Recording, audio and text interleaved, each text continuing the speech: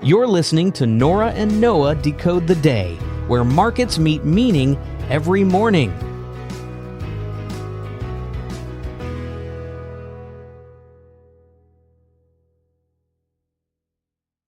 Welcome to the deep dive. Today we're tackling a really significant development in how the U.S. government is handling the export of advanced artificial intelligence chips. That's right.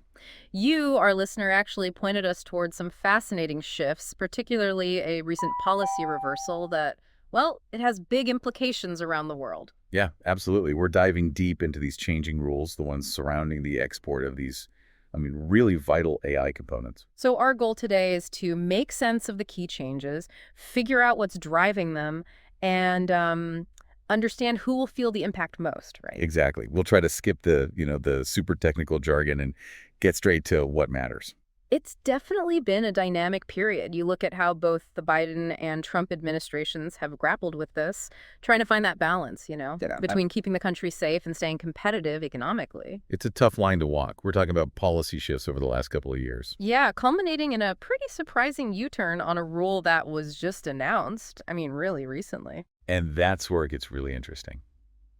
It seems like we might be heading down a completely different path now. Okay, let's start there. Let's begin with the Biden administration's strategy, specifically what people called the AI diffusion rule. Right, the AI diffusion rule. This was fundamentally about trying to control where these advanced AI chips ended up globally.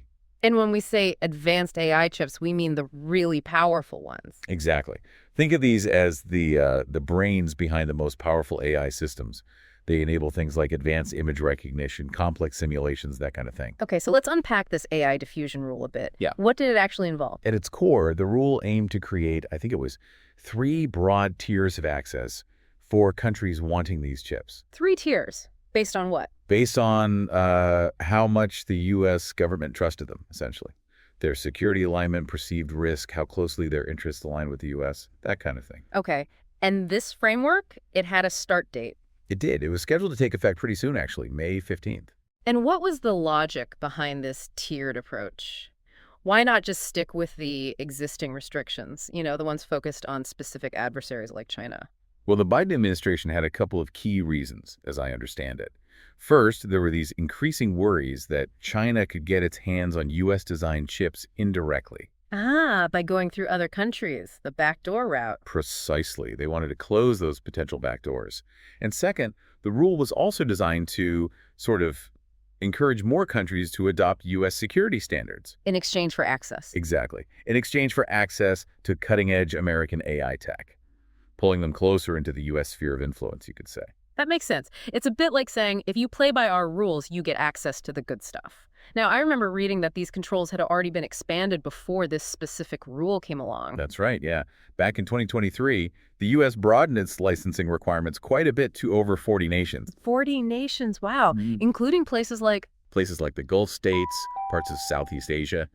It reflected those concerns about indirect routes to entities that were already restricted. Okay, so the AI diffusion rule built on that. It was a significant further step, yeah. It extended these requirements to most of the world for the first time. Countries like India, Malaysia, Poland, for example, they would have been newly subject to these controls. Wow, that really is a wide net. And I seem to recall there were also limits on the sheer number of chips, even to countries that weren't considered high risk. Correct. The rule also placed caps, quantitative limits, on the total number of advanced AI chips shipped to countries like the UAE and Saudi Arabia. Even though they already needed approval under the 2023 rules. Yes. So this added another layer of restriction for them. Okay, so this was a pretty comprehensive effort to control the global flow of these powerful chips.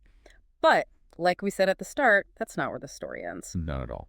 Tell us about the Trump administration's decision. So, Biden lays out this global framework, but then things took a turn, didn't they, more recently? Yes, and what's fascinating here is the timing and the stated reason.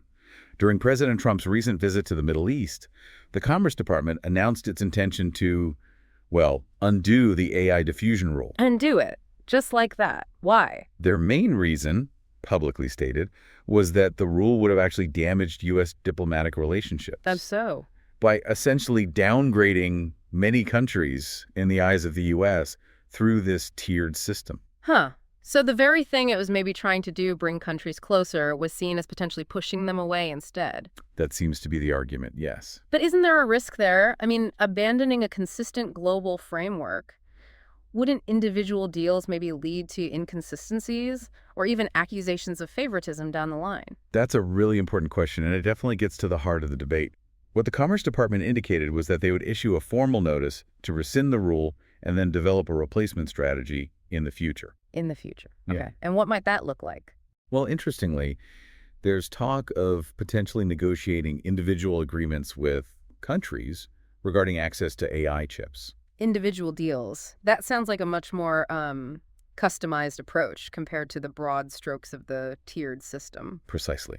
The stated goal, according to Commerce, is to create a bold, inclusive strategy with trusted foreign partners. While still keeping the tech out of the wrong hands. Exactly, while still making sure this critical technology doesn't fall into the hands of adversaries.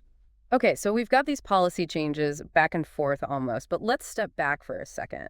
What are the fundamental reasons the U.S. government wants to control the export of these advanced AI chips in the first place? What's the bigger picture? Right. If we connect this to that bigger picture, the core motivations have been pretty consistent, actually, across different administrations.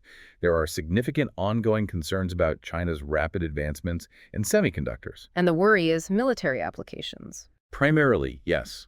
There's a strong fear that access to these advanced chips and the AI progress that comes with them could give China a substantial military advantage. And it's not just about, say, more powerful weapons, right? It's broader. Oh yeah, much broader. Access to advanced AI could revolutionize their intelligence gathering, cyber warfare capabilities, even the speed of military decision-making, all sorts of things. So that's fueled this ongoing policy debate about how far U.S. export controls should reach beyond just China itself. Exactly. And it's really crucial to remember, and maybe emphasize this for you, the listener, the existing measures directly targeting China's access to these technologies are not being changed by this rescission of the diffusion rule. Those stay in place. Okay, that's important. So the focus of this particular change, this reversal, is really about how to manage exports to countries other than China. That's it. And this shift, well, it creates some interesting possibilities for those other countries. Like what does this reversal actually mean for nations that were maybe just brought under these stricter controls or were facing those caps? Well, it basically opens up new opportunities potentially for these countries to negotiate their own terms for accessing U.S. AI chip technology. Negotiate based on what? Maybe promises of investment, broader trade deals, diplomatic considerations. These factors could now play a more significant role in shaping these individual deals. But it could also get really complicated, couldn't it? Dozens of separate policies. That's the flip side, absolutely. It brings the potential for a much more complex situation, potentially many different policies that companies would need to track and follow. And specific countries, anyone who might see an immediate opportunity here. Well, countries like the UAE and Saudi Arabia, for instance. They were already under some restrictions, but now they might not face the broader limitations or those specific caps from the AI diffusion rule. They could potentially see opportunities to negotiate more favorable terms. So it sounds like a move towards a more case-by-case, maybe relationship-based approach. Now, what about the U.S. companies, the ones actually making and selling these chips? Nvidia, for example, what's their take? Yeah, their stance, especially NVIDIA's, has been quite clear. NVIDIA strongly opposed the AI diffusion rule from the get-go. They actively pushed for it to be revoked. Oh, it's just about sales. Well, their CEO, Jensen Huang, has publicly stated that China represents a significant future market for AI chips. So naturally, they're worried about any restrictions that could limit their access or, complicate sales globally. And it sounds like they're pretty happy about this latest development, this rescission. Oh, indeed. NVIDIA released a statement welcoming the rule's revocation.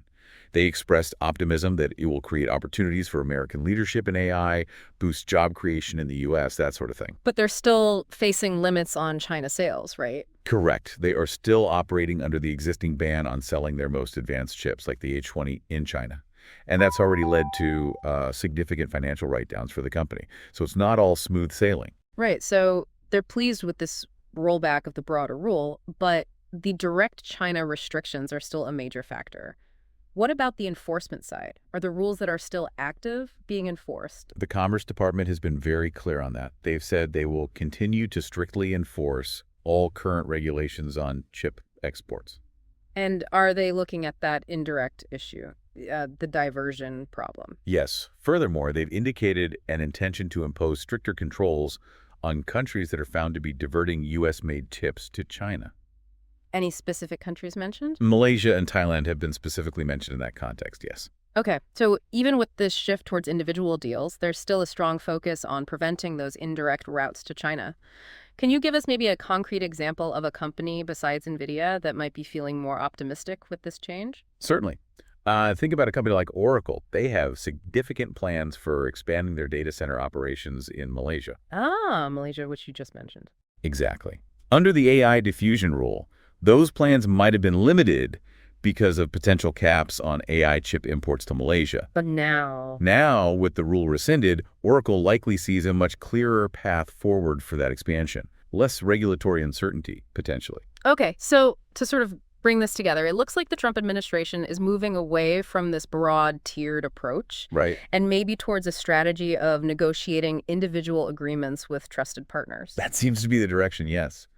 While still keeping a very close watch on preventing technology from reaching adversaries like China. So the dual aims seem to be strengthening controls abroad, maybe through these tailored agreements, while also allowing trusted partners the access they need. That's a good way to summarize it, I think, yeah. So as we wrap up this deep dive, it's pretty clear that the U.S. government's approach here, controlling the export of advanced AI chips, it's constantly evolving, very much in flux. Definitely. We see this recent and really significant shift away from that broad tiered framework towards what looks like it could be a more individualized deal-based strategy. And it's important to remember, as you said, this is still unfolding. We don't know the specifics of the replacement regulations yet.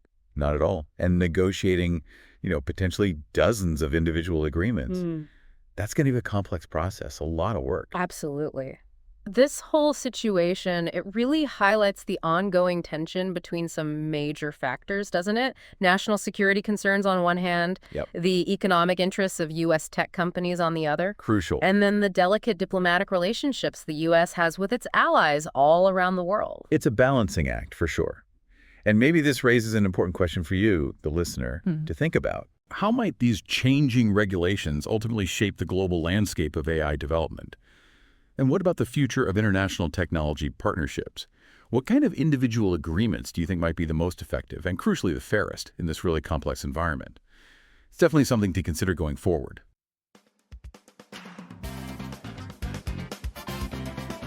That's it for today's Decode. If you found this helpful, make sure to subscribe, and we'll catch you tomorrow, right here on Nora and Noah Decode the Day.